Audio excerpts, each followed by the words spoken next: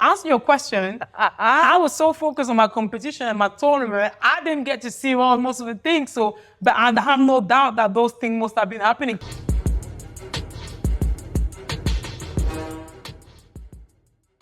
My name is Jacqui-Lee Pryce. My guest today is a Paris 2024 middleweight bronze medalist, Cindy Winner Ngamba. How you doing? I'm good, thank you very much, Jackie. Thank you for having me. It's been a while because usually when we talk to each other through screen, so it's good to kind of see you face to face. It is, it's a different vibe, isn't it? It's a different vibe for sure.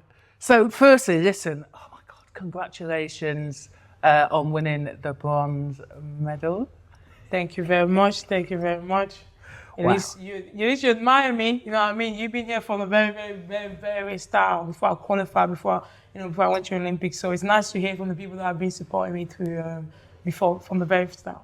It is lovely to see like your transition in 9 short years, coming into boxing, winning the 3 ABA titles, or England boxing titles, I should say.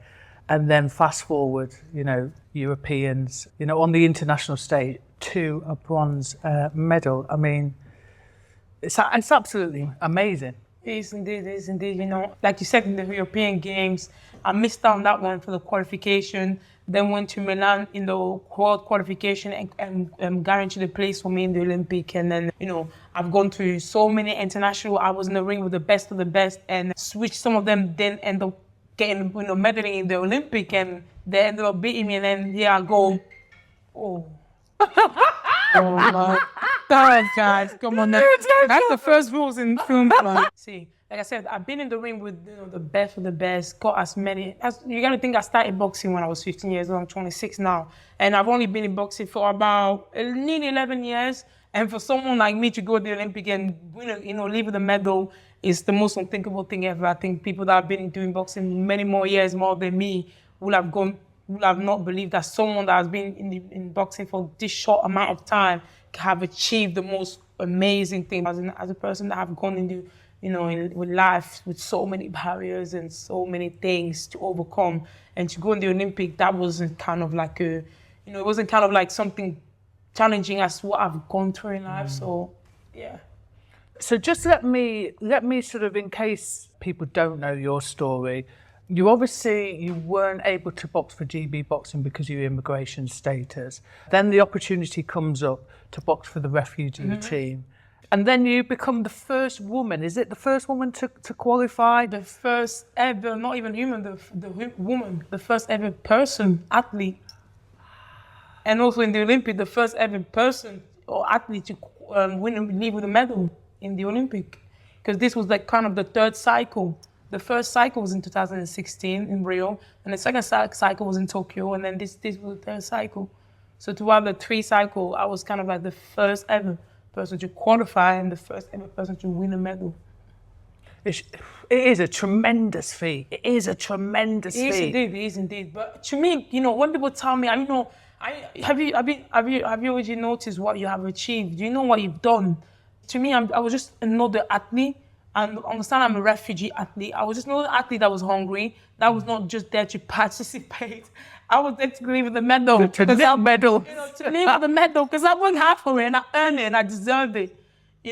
So when people do ask me, have you just noticed what you just done, etc.? I'm like, yeah, I have noticed it, but it was just, I was just like another athlete that was just hungry and I went out there to get what was mine and what I deserved. You just wanted extra. Do you know what I mean?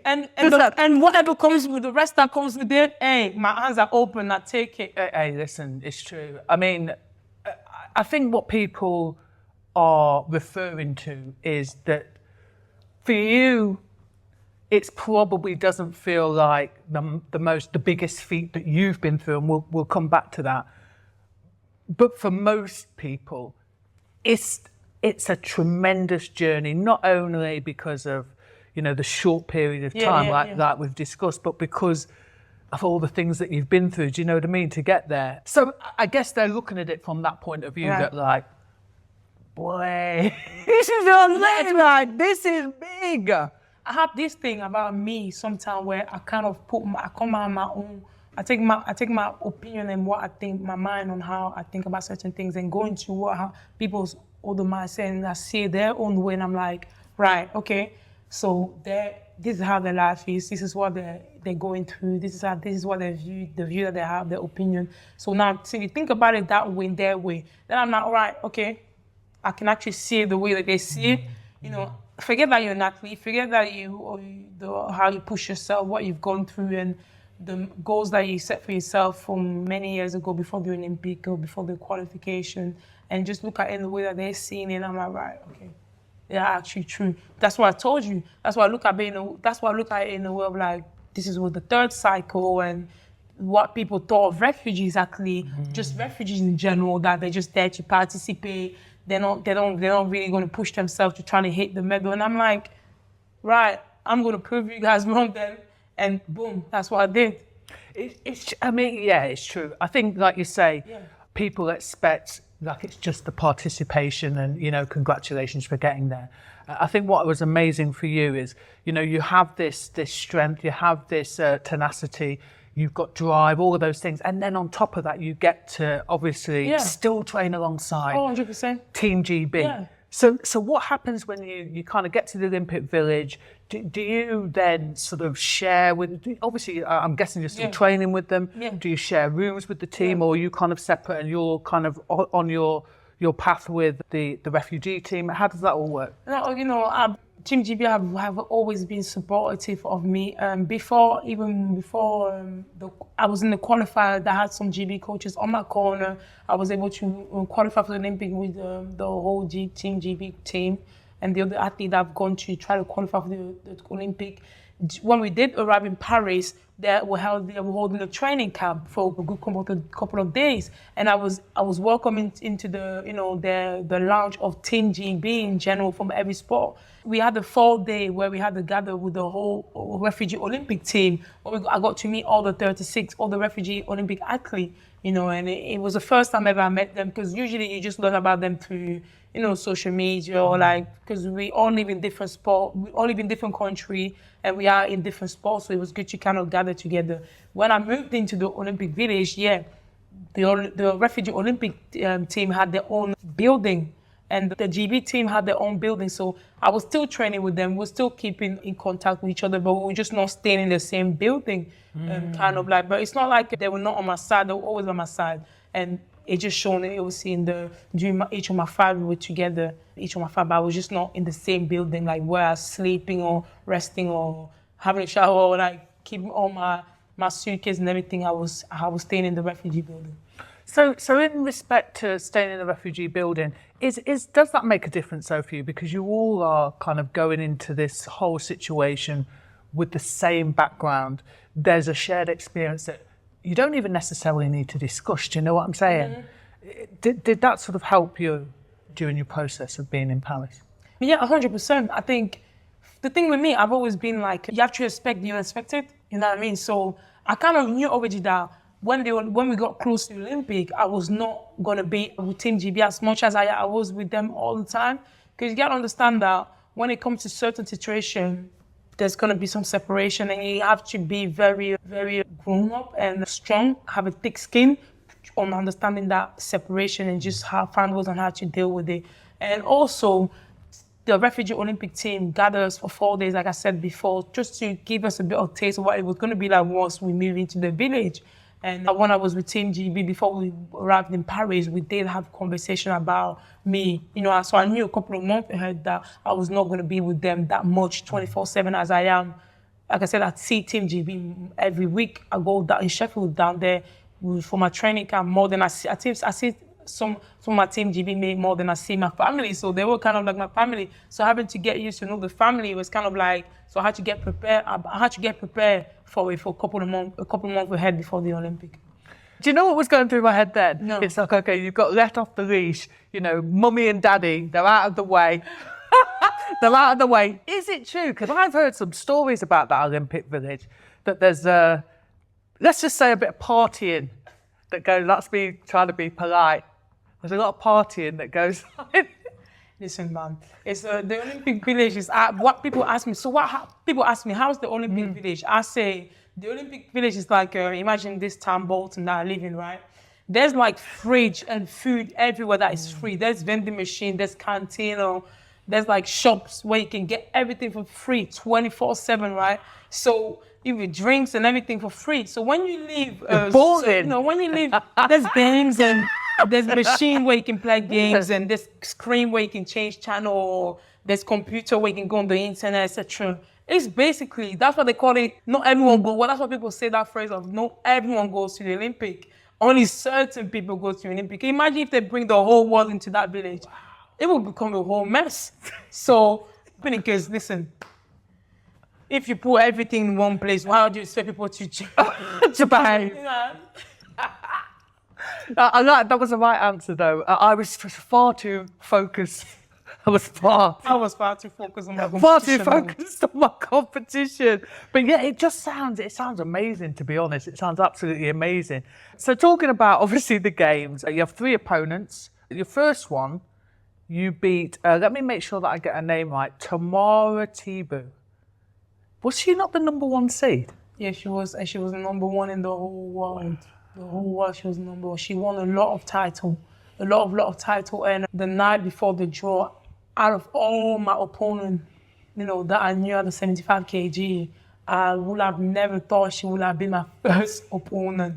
The night before the whole competition started for boxing-wise, I was told that I was going to be competing against her. The first thing that came to my mind, I was like, right, out of everyone, I get her.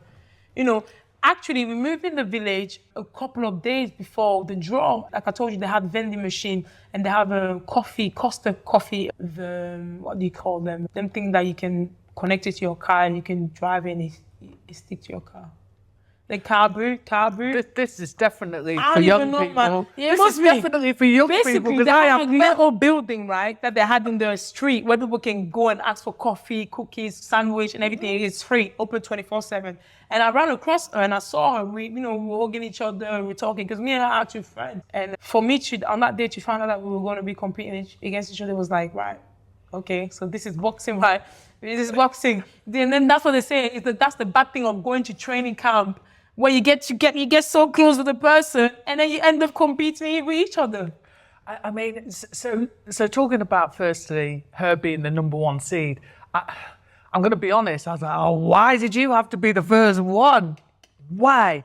But obviously, I know that you were well prepared and stuff like that. And obviously, I know equally that when you've gone to competitions, I've heard you're really well liked. So, people warm to you and, like you say, you're there, you get on quite well with her. How difficult was it then to go, okay, game face, because she's in my way?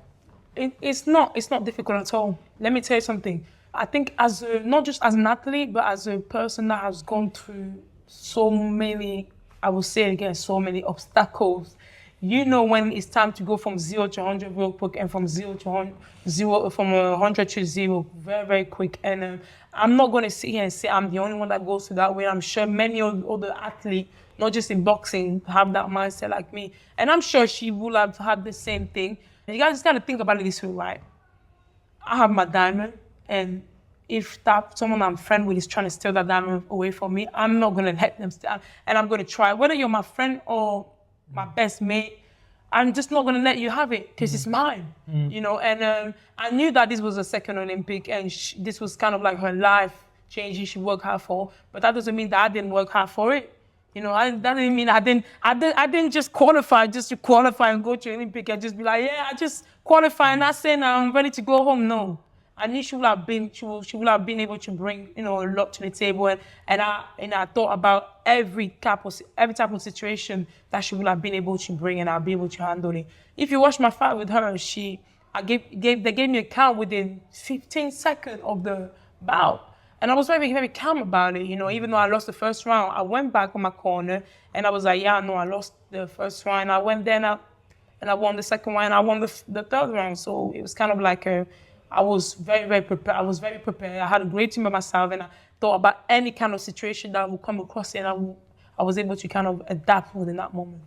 So yeah, you talked about, you know, obviously coming back to the corner after the first round, and you know you've lost, and you've got that ability then to go, okay, let's move that aside, let's move forward. You beat her. Is that the moment when you go, actually, to be fair, I could win this, I could win a gold medal, or was that already the mindset going into the Olympics? I will really say that it was both. You know, I kind of had that mindset of I will win this, I will leave with a medal in this Olympic. And I think the question, the other side of questioning myself, I think it's normal. Every person does it. You question yourself, but it's to do on how far you go with that questioning, or where it brings you to that negative side, which I knew my boundary on how far I stuck with, on how far I would question myself. When I beat her, it was not in a way of like cockiness. It wasn't a way of like, right, I've taken one out, it's not finished. But I was happy, but I was not celebrating. It was not time to celebrate. I was happy, but I was not celebrating. I remember when after I won, I beat her and I came out of the ring and people were interviewing me and were telling me, are you not happy? Are you not over the moon? I was like, I am happy. I'm over the moon, but it's not finished. And I have the other opponent to think about, and I have a great team on my side, and we'll think about the tactic, and I'll be able to handle my opponent. You talk about people going, oh, you're not happy. Is that something that you can't really allow yourself to get carried away? Is that what you're saying? Like you say, there is a job to do. This is great. I've ticked one box, but I can't afford to kind of, I don't know, dwell in it, gorge in it for too long. Do you know what I'm saying? How can I explain it? So, you know, when a kid is about to go to a party, right, in a couple of days, right, and they're just every night they're just in their bed and they're visualizing that they can't wait. That's you. You know, 4 days going, 3 days, it's nearly there. 2 days, and then 1 day, and then on the last day they just lose it, they go crazy because it's finally there, right? That was basically like me. Yeah. You have to stay composed, calm, keep that professional mindset still going, but at the same time, be happy, you know, speak good to yourself. And like I said, I went back in the changing room, and me and my team, they were hugging me, we were hugging each other. We're like, well done, you did well.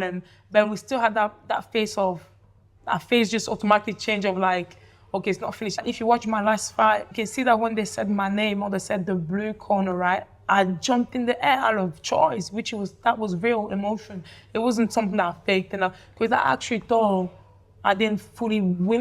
I didn't think the judges would have fully gone with me from the first counter that I was given in the first round. And as I went to her corner to say thank you, my face expression automatically changed in that poker face, because I knew, right, I won this one, it's not finished. I'm going to be fighting in a couple of days. So when you asked me, you know, like the question that you asked me, yeah, I was happy, I was in the mood, but it was not finished. Yeah, so your second fight that you're talking about was Davina Michelle, isn't it, from France? You just kept beating her to the punch. Were you kind of aware, were you on autopilot, or were you aware of kind of tactically how well you were doing? I've never fought with Davina before. I've never sparred her. Again, me and her were very close friends, because she speaks French and I speak French. She's from France. Anymore.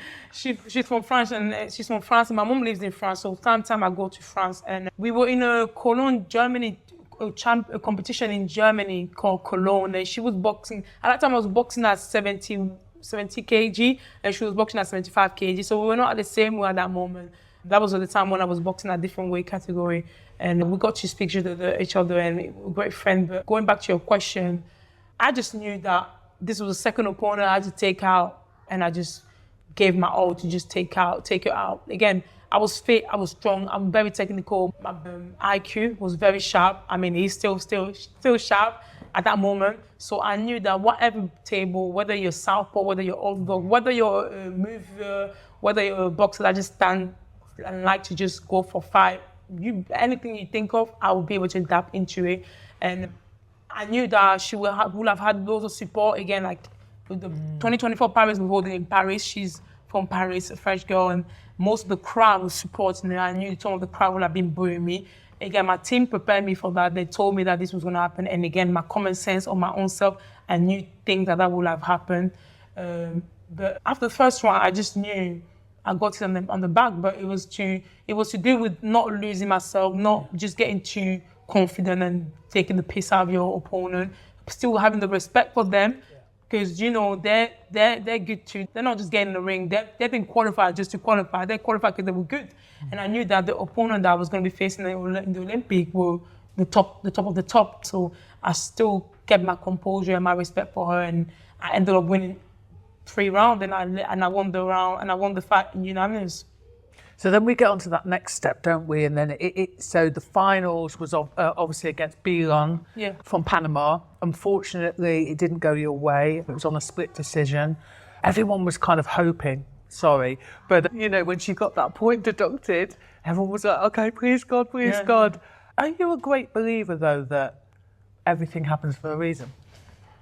I am, and I am not a little bit at the same time. When I say I am not, in a way of like, I'm an athlete, and when you're an athlete, you work so hard for something, you have that mindset of succeeding, and you see the bigger picture. And when someone comes and kind of kick you, it's like, you know, you get very emotional, you beat yourself down, and you know, you need a couple of days or a couple of weeks to kind of like look at the bright side.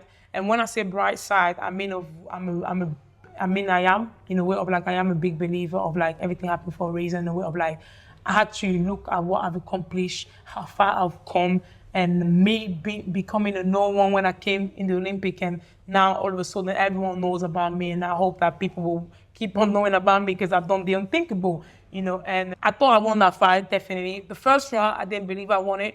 Second and third round, I believed I won it. She kept on holding me for many, many ways. But listen, everything happened for a reason. I'm grateful. I got to thank God. I left with the medal. I made history, and and I've qualified.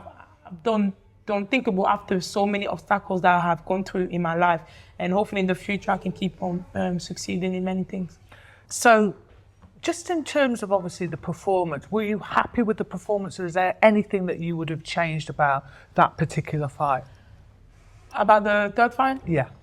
I was happy with the way that I actually behaved when she kept on holding me, and she kept on, I think she must have held me for about 10 times. I was very happy on how composed I was. Because the previous same day, you know, when I first started competing internationally, I would have been like, you know what, F this, I'm just going to go. I'm going to throw the kitchen, the sink, the fork, anything you need, I'm going to throw it at you. But I was very composed, and I kept it very professional, and I knew that all I could do was just give my all and give my best, and listen to my team. And listen, we didn't come on top, but I feel like we came on top because we left in the medal. Do you know what's interesting about that, actually? Because I've got a friend who's a professional boxer who I used to coach as an amateur, and these are the conversations that I'm now having with this professional coach about, you know, the learning curve of holding your composure in those certain circumstances. So, you know, to the outside person, that might feel like, yeah, so what? But that's a massive, important part of learning, isn't it?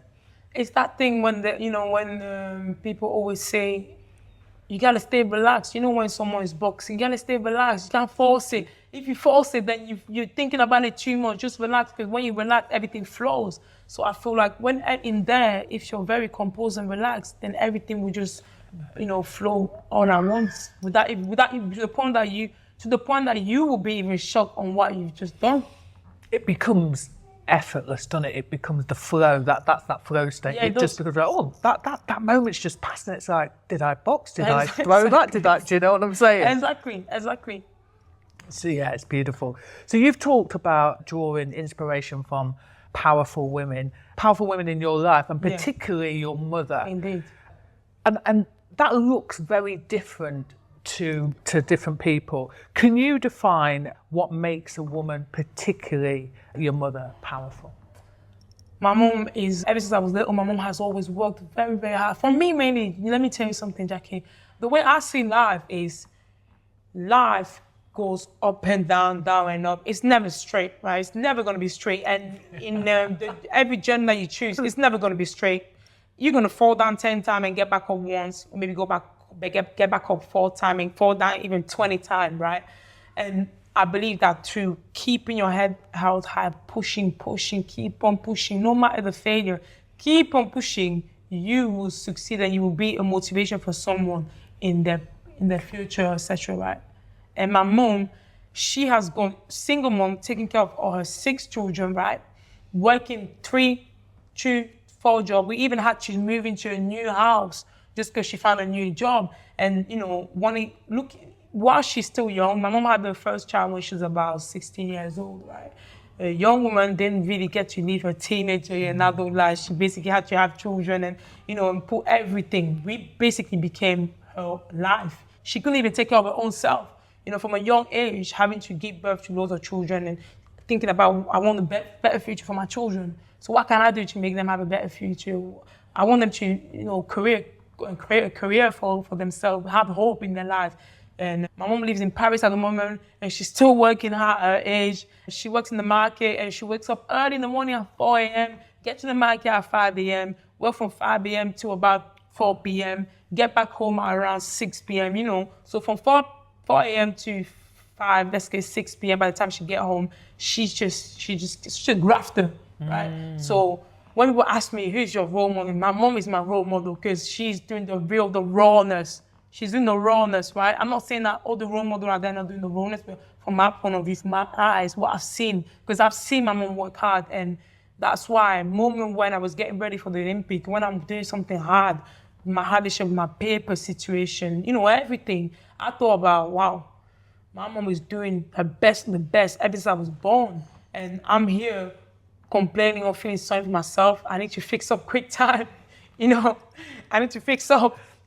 It's interesting that you say that. It sometimes takes you to look at other people's circumstances to realise that maybe mine isn't quite as bad as I thought, or at least it gives you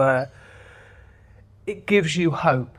What's really, really beautiful about what you've just said is, and I think it's interesting that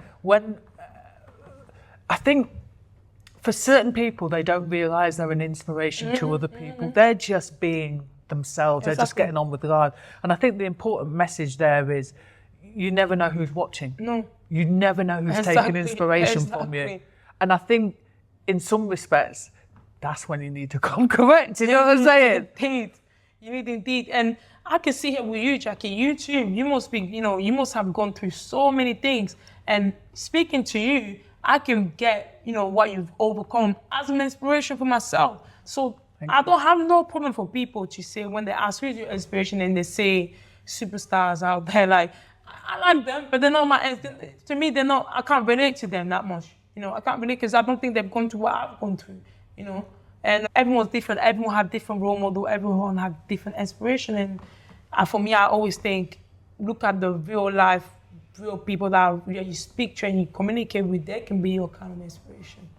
So you've talked about in the past, obviously in 2019, there's a situation with your papers. Yeah. You get taken into a detention centre in London. You're not sure what's going to happen. Remind me of how old you were at the time. I was 18 years old, just about to turn 19, I'm guessing, yeah. Wow. I'm 26 now. So I understand, obviously, faith is a massive part of your life. Yeah. Was that a moment where you really had to kind of dig deep? Indeed. It was a big moment of my life. I'm a Christian. When I was little, my mom always used to take us to church, and I'm a big believer in the Lord. I used to pray when I first came in the UK to, because when I was young, I was a very angry child, and I always had the question of why. Why this to me? Why? Yes. And my mom always used to, my African mom, she always used to, when I tell her, I phone her, she'd tell me, pray. And I'd be like, oh, damn, why pray again, man?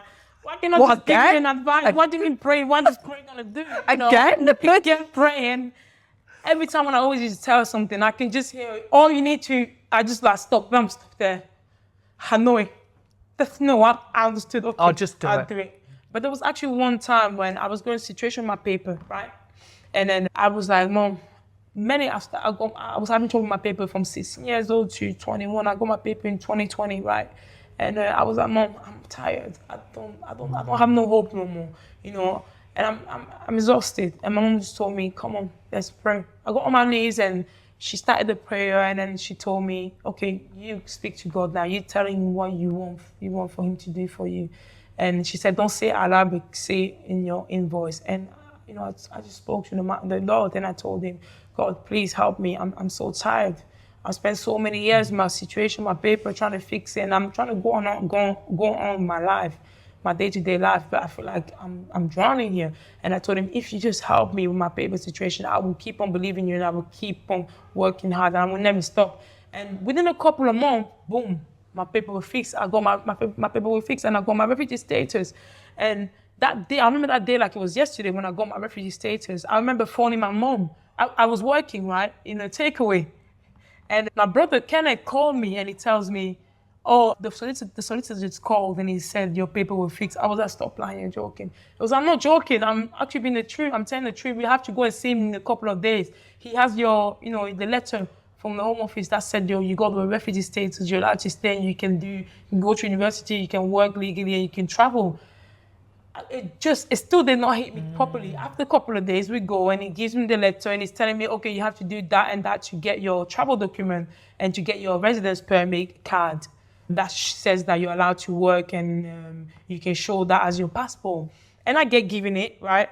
And I'm looking at it, still doesn't feel real, right? You gotta think about it, Jacqui. From 16 years old all the way to when I hit my 2021, I was at the peak where I thought, yeah, that's it. And then in between it, that detention camp caught me. And I thought, yeah, that's it. Even when we got released, because the reason why they released us was because we had family members here in England, my dad and my sibling. If we didn't have any, we would have been sent back.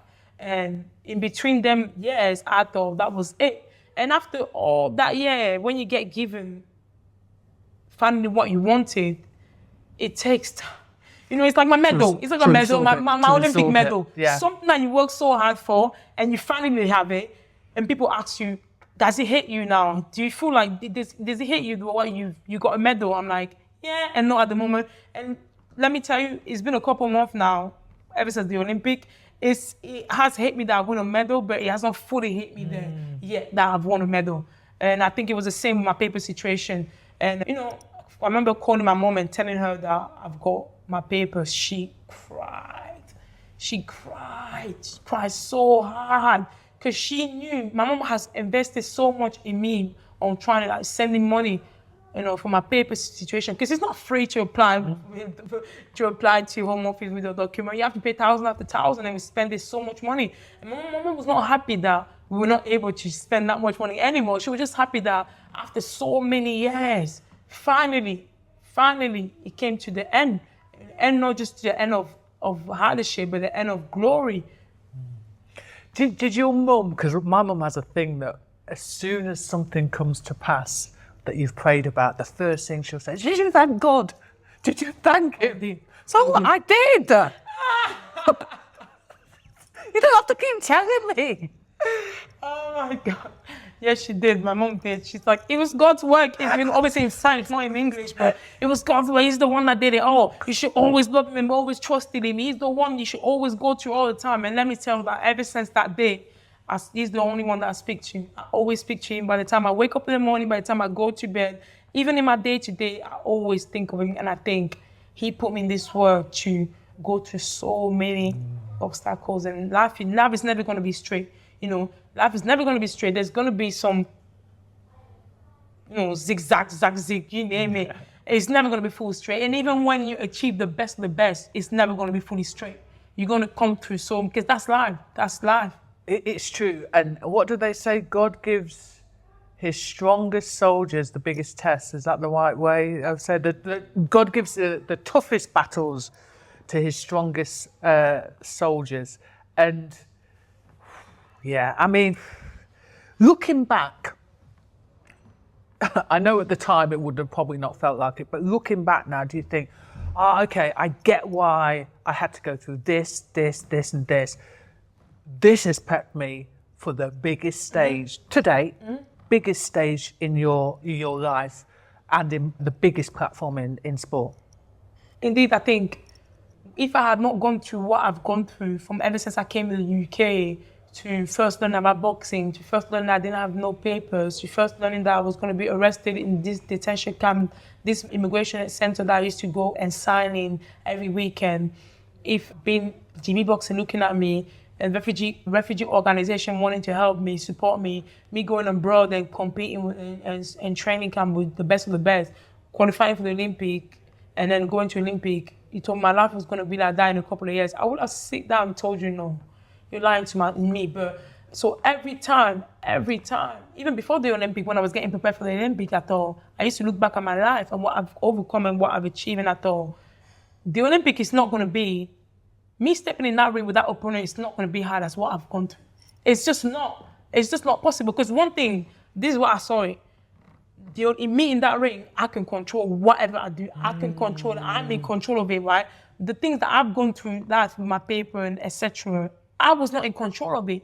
I had zero control of it. But me stepping in that ring, in the warming room, my mindset, the technique, listening to my team and focusing fully each round, I can control that. Winning each fight and going into another fight after another one, I can control that. My mindset after each fight, the night, still keeping my routine, going to bed, doing my recovery, and having a clear mind, blocking any negativity out. I can control that. That was my view. That was the way I saw things, really. So, sorry, I was looking for the actual. What's the word I'm looking for? There was a statement that you made, and I was looking for it with regard to that. But I think you've kind of already kind of covered that. Yeah, I think you're absolutely right that there's. It's almost like, I'm not trying to diminish the Olympics, but it's kind of a drop in the ocean in comparison to what you've been through. So during obviously the games, the Olympic Games, there were, a few stories that dominated the games. One being the B girl, Reagan. Did you see it? No, I didn't actually. I did not actually see it. I told you I was out. I was man on my job, focused on everything. So you tell me. So basically, she's now ranked apparently the #1 breaker in the world by the World Dance Sport Federation. No way. Yep. Yes, sorry. How's that possible? It is what it is. Damn. Do you know, I wasn't sure whether she was being serious or not. To be honest, I watched the video because I think after my fight, when I got given my medal after the ceremony, I saw the video and I thought, that can't be a breakdancer, right? This is a joke. And I looked at the judges and they were all holding themselves to not laugh, right? And I kept on looking at the whole audience and they were all confused and we were like, that cannot be a breakdancer. And for her to come out of the Olympic after a couple of weeks and couple of months, for her to be #1, it's like, I think all of us should stop laughing now because she's actually done something to benefit her. She apparently is a #1 breaker in the world, female breaker in the world. Yeah. And so you obviously, you hear little bits and pieces whilst you're there. So one of the other, obviously the other huge story was the gender controversy surrounding Aman Khalif. Were you guys aware of what was happening? And if so, how do you kind of balance that stuff with your own journey? From my side, from my point of my situation when I was in the Olympic Village, when I entered the Olympic Village, I switched off from every social media. I was just mainly focused on my competition. Obviously, after the competition, I was getting asked a lot of questions about it, etc., and what I think and etc. But I think, listen, both of the girls have been in the amateur industry for many, many, many years, So first thing when I saw it, it kind of baffled me because I was like, why are people making stories that are not true? Because both of them have been in the female amateur industry for many, many years, and all of a sudden this person is saying that, this person is saying that, and this person is saying that. It just shocked me, and it still does, and I felt sorry for both of them. Very, very, very sorry for both of them. And, and I just wish that, I hope their mental health is kind of they're looked after, and they're looking after themselves right now, because it took a lot, both of them, I think both of them left with a medal. After all them story that was going about, what was the other one? Which country was it? So Aman is from Algeria. She kind of took most of the heat, but she obviously walked away with a gold medal in the welterweight division. And I think, I don't want to say the wrong name, Lynn somebody or other. She's from Tampere. Yeah. So what I found interesting about that situation was, like you just said, so I think you've got to understand, Cindy, that most people, if they don't follow amateur boxing, they only kind of follow this stuff 100%. At the time. That's actually what I thought about it when I was looking at, when I was trying to educate myself a bit on it, I was like, right, this person is saying that, so that person is hearing that. They're just going to go about what that person's saying and just not try to think about, oh, you know what? I don't even know nothing about boxing. I'm just looking on social media. But then what even made it worse for me was, those big role models out there was kind of already retweeting about it, saying also now the amateur industry are inviting,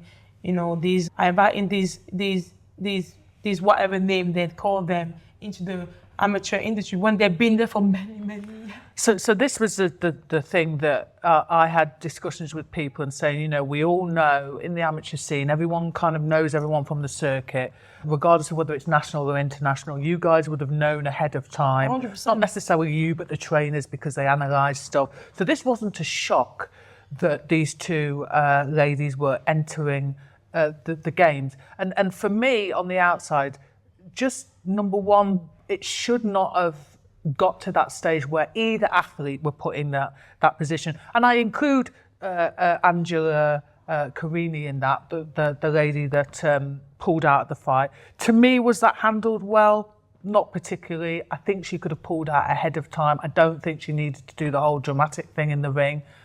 But I don't know whether she was forced to continue.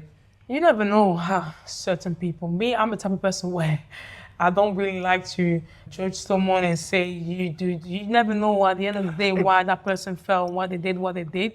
So, True. But what you can do is just show, sympathy for each person, really. Kind of for sympathy. It doesn't matter if that person is to blame or that other one is to blame or that person is to blame. At the end of the day, they're athletes. They've been here for many, many years in the sport, and all the people that are outside the boxing organization, I don't think them people should have any voice or any opinion at all. Because then they don't know, they're not well educated, they're not in the boxing organization or industry to kind of say what they have to say or give their own opinion on certain things. And going back to, I hope that doesn't come across like I'm trying to blame Karina, because to be fair, like I said, I don't think it was particularly handled well. I mean, the whole situation, because everybody knew ahead of time. Yeah. This could have all been sorted out ahead of time. But again, I don't think she should have been put in that position either. 100%. She should not have been put in that position to go, oh God, shall I not? Then the other two ladies are like, oh my God, what's going on here? We're getting, beef. So it was handled terribly. Badly. I just look at the three of them as they're Olympian, they're heroes. They've done something representing their country and put their country on the map. That's it. I think that's how people should look at them and remember them as. And whenever they think about them, that's how they should. That's what they should visualize when they think about them. And the rest is waste, basically, that they should be put in the bin and forget about. One of the biggest things that I take away from that is how did she perform with all of that going on, and to get a gold medal? It is. Let me tell you, again, like I told you about how people say who is their motivation, who is their role model. That is definition of a role model and a strong and thick. She has a thick skin. She has a very thick skin. To be able to block everything out, get in that ring and perform back to back, come on top of the medal, get on top of that crowd. Her flag is being raised all the way at the top. Her anthem from her country is being sung, and and her just getting all the amazing thing that she's getting after the Olympic. I hope the best for her, and I hope she gets more than what she even deserved. And I hope, I hope all them people that have, kind of wanted to ruin her spark are kind of like looking at her now and be like, if only I knew, if only I wish, because it was not needed. It was not needed. I think, I tried to, like yourself, educate myself, and the whole bullying didn't sit very comfortably. And in fact, I'm going to be honest, that's why I made a video, because it just didn't it just wasn't sitting comfortably. So they call you, anyway, Cindy Winner Ngamba. Cindy Winner Ngamba, that's the one. That Nike advert, "Winning isn't for everyone" campaign. What an absolutely profound message. So I'm going to just read the voiceover of one of those, because there's loads of different little bits in there. But actually, it nearly makes me cry, actually, even to think about it. Well, I'm going to... Don't get emotional on me here now. And I'm not even joking. So, some people call me unwanted. Others call me a problem. Some a crisis. But with a medal around my neck, all you can call me is by my middle name. Winner. I was like, girl. And then I was like,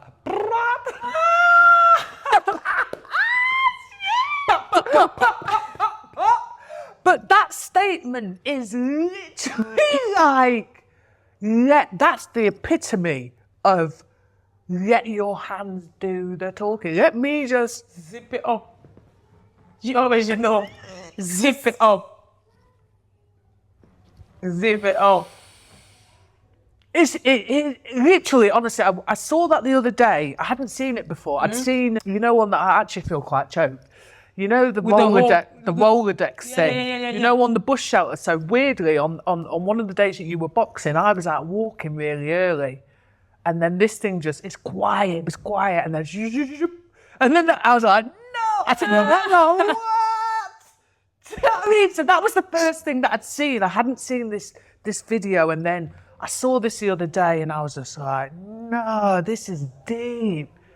This is deep. So with that in mind, after the games, there's this whole anti-immigration riots that took place in the UK. Yeah, I mean, do you hope that you winning this medal has, played a small part in just showing people why the UK or people around the world should accept refugees into their country? 100%. Again, let me tell you something. When I was given my refugee status, I was very embarrassed, kept it very quiet of being called a refugee. And I didn't want to tell people that I was a refugee. For a good amount, a couple of years, I kept it quiet. And then I saw, again, the 2016 Rio Olympic was was a big part of my inspiration from all the 10. There was only 10 athletes that participated in the Rio 2016 Olympic, and I got to watch some of the interviews from every refugee athlete, and they were kind of like my inspiration to keep on, to believe in myself, and also they were an inspiration for me to be proud of being called refugee, and to raise the flag and to don't be too quiet or be keeping it quiet and just not chanting. I'm a refugee, I'm proud, and I'm here to stay, and I'm no different than all of you guys. And to kind of go in the Olympic as a refugee athlete, to qualify as a refugee athlete, to beat the best as a refugee athlete, and to go on my second round, my fight as a refugee athlete, and to win a bronze medal as a refugee athlete, and to wanting to change the color, which is silver, as a refugee athlete, leaving people in shock at the Olympic on thinking, oh, you could have won this fight, or you performed so well, you represented yourself so well, your mindset was so professionally as an athlete, and people knowing that I was part of the Refugee Olympic Team and wanting to educate themselves about wanting to know more about what it's like to be a refugee, what it means to be a refugee. There's loads of refugees out there competing as in the Refugee Olympic Team. What is a refugee team about? And they want to learn on ways on how to help all the refugees, and how there's so many talent out there of refugees, but they're just not given the opportunity to. And, for seeing someone like me out there and being like, wow, so there must be many of her like that out there all around the world. All we got to do is just give them the opportunity, and they can achieve what she just achieved there. That, to me, I believe, from what I've just done, would change people's mindset and give people wanting to kind of educate themselves, want to help loads of refugees, and kind of do whatever is needed to kind of bring more. And I hope in the 2028 LA one, there'll be even more refugees in the Olympic representing the Refugee Olympic, because I'm just one of millions out there. So the medal, is that, obviously it's for you, it's for your family, it's for your mum. Yeah. Is it for all those millions of refugees that are displaced around the world? 100%. My medal is for everyone all around the world, and all the refugees out there, the million of them that are still struggling, that are still going through so many hardships, that are still trying to move, the countries where they feel like they're in danger or for a better life, that are still trying to find ways, those that have already moved into a new country that are still trying to balance their life, those that are still finding themselves, so those that are coming out of their shell, those that are finding careers and hobbies into sport and into all the career pathway in life. And yeah, I can sit here and name as many key things on how me winning a medal can benefit refugees all around the world. But I think people who already know through what I've gone through, my journey, and where I've overcome, how I overcome everything and where I am right now. And they will kind of look at, okay, this is how some refugees all around the world, or maybe all of them are going through, and they will get that as far as I go. Yeah, 100%. Let's just have a look at that medal. The medal. The reward, the hard work reward. It's a bit heavy. So it's even, wow. This is. Hey, if you think the box is heavy, wait until you hold the medal. The box. So the box, man. So this is the box. What? So many layers. This is the box. It comes in its own little box. Woo! It's actually fancy box. You can open it. God, this is amazing. Oh my and days. And then slide it out. You do it for me because I don't want to. Yeah. Come on. So, it's a Nike. It's a Nike sock. It's a Nike. It's a Nike sock. This is. I mean, I like the fact that. So this obviously is not enough. No, it's not enough. You got to put the brand in it. This is not enough to keep it safe. You just want that extra layer of safety. I'm always extra, man. Come on. I hear you. I'm always extra. I gotta be extra. That extra layer of. Can you? Let me take it out for you. Wow. There we go. That's crazy. That is absolutely gorgeous. I'm actually speechless, and that's not right. Let's take it out for you. Yeah. Put it out there. Wow. That's the one. It's heavy as well. This is amazing. I like the back. Look at the back. The back. I've never felt a medal before. Really? Never. Olympic medal. There we go. This is crazy. And then underneath there, it says the weight category. 75 boxer. Yep. In French. So you're just giving me a moment. A little bit of the France. What did you say? The France what? What is it? The France Tour Eiffel. The Tour Eiffel on it. I like the back compared to the front. Yeah. The back is Overall, it's beautiful. It is absolutely. I get to keep that for the rest of my life, but one of many accolades. Indeed. One of many accolades. Thank you. I literally got. Yeah, put it up like that. Yeah. Yeah. So talk to me about that moment, because there's a moment where you're kind of just looking at, like look a kid like. Looking at this thing, what is going through your mind? What went through your mind? Let me just fix that for you. So when they put the medal on me, right, I lifted the medal and I looked at it, I just paused for a second. I thought, wow. So through all the hard work that I've gone through, from 11 years old to 25 at that time, on that stage, on that podium, this is what I've worked hard for. I watched the 2012 Olympic, Nicole Adam winning her first medal. And I watched the next one in 2016. Then I watched the next one in 2021 because of COVID. Then I never thought, never in my life, you would have told me I would have been on stage on the podium getting one of these medals. I've watched the cycle of each cycle from 2012 to all the way to, 2021.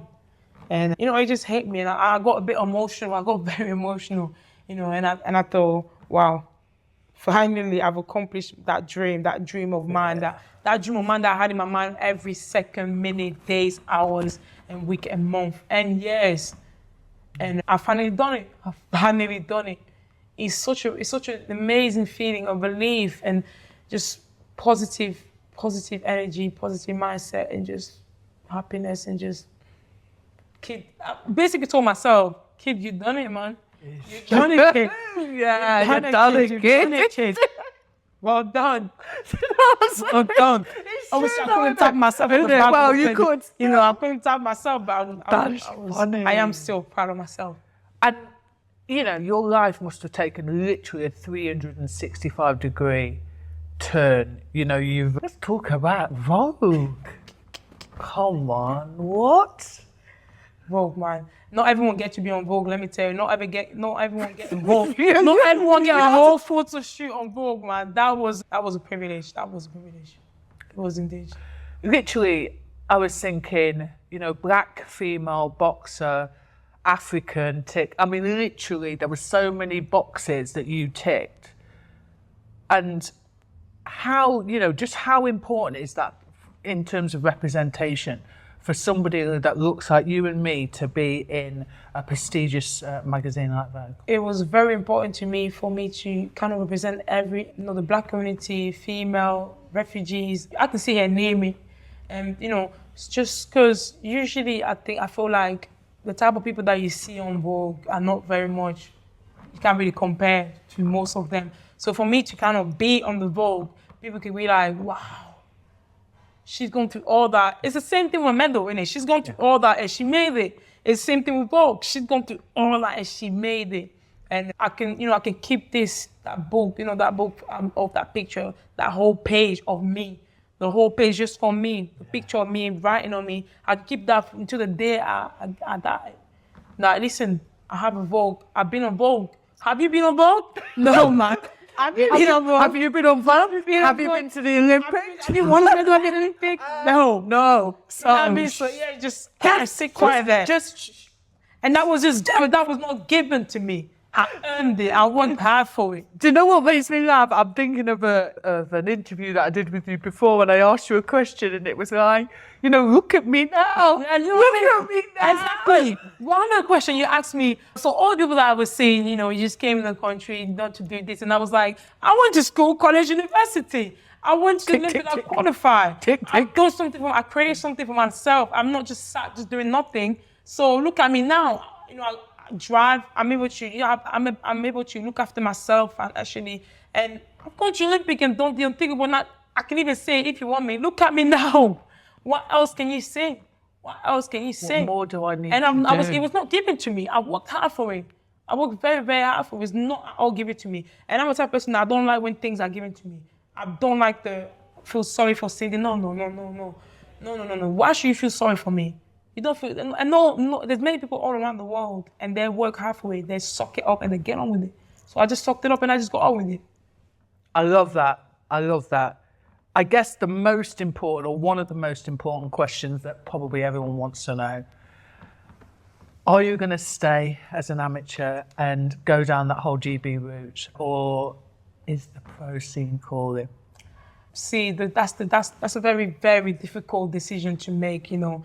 The Olympic just finished a couple of weeks ago, maybe 1 month now, and I'm just resting, recovering.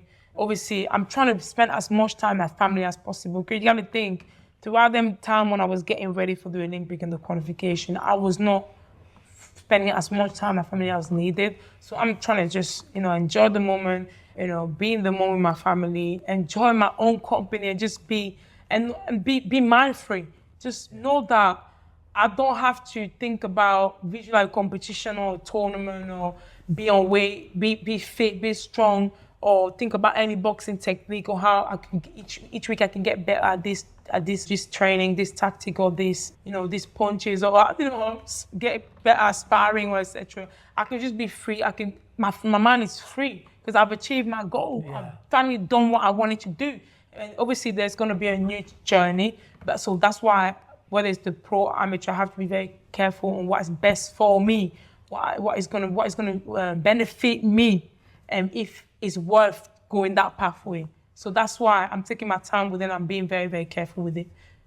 I love that it is about now what is the best thing for me, because let's be fair, everybody else has benefited. I'm not saying you haven't benefited, but everyone's benefited 100%. from your hard work. And I guess it's going to take a bit of time to try and weigh up the options. Yeah, 100%. What happens now with regard to the whole... I know you weren't able to box for GB because you're not officially... Great citizen. Right, so what's happening with that? Is that enough? That's a good question. We're waiting and seeing. We're waiting and seeing, man. We're waiting and seeing. But I've got my refugee status in 2020, and then my refugee status will finish in 2025, in February next year. And then I get another refugee status for 1 year. But throughout that 1 year, I can start the process of my British citizenship, which I have to do the test, the English test.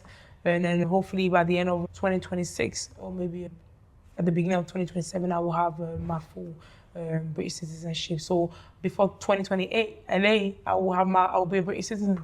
Praise God. Praise God. Amen. We've been kindly lent this room for this podcast. Do you want to give a shout out? Of course, I just want to give a shout out to Royal Sport in Derby Street for welcoming us, supporting us, and allowing us to use their space to kind of make history again. And good tea as well. Indeed, I do love a tea. I do love a tea. I do love a good tea. I'm looking forward to some food after as well. Amen. But you know what? You got me leaving without some... With some snacks.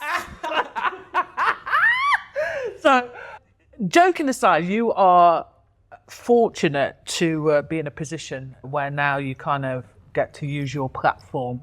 How are you going to use your platform in, let's say, the next year or so? How are we going to choose to use that?